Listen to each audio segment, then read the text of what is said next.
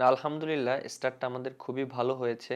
আর যেহেতু আমরা কালকের ম্যাচটা উইন হয়েছি, এটা আমাদের জন্য একটা পজিটিভ সাইড। যেহেতু আমাদের এবছর ওডিআই অনেক বেশি ম্যাচ এবং আমাদের র্যাঙ্কিং এর একটা ব্যাপার আছে। তো যেহেতু স্টার্টটা ভালো হয়েছে, খুবই ভালো লাগছে। আমি বেশ কয়েকদিন ধরে বোলিং নিয়ে অনেক কাজ করেছি এবং হ্যাঁ, অবশ্যই মাঝখানে একটু বোলিংটা নিয়ে একটু স্ট্রাগল করছিলাম।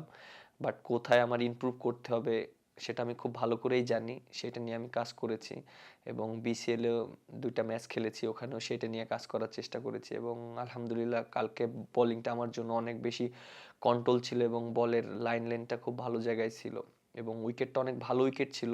এই উইকেটে যদি লাইন লেন্থ মেনটেন করে না বল করতে পারতাম তাহলে হয়তো রান হয়ে যেত, উইকেটও বের করতে পারতাম না। আমরা ট্রু উইকেটে খেলছি এবং অ্যাজ এ স্পিনার হিসাবে ট্রু উইকেটে বল করাটা একটু বেশি চ্যালেঞ্জিং।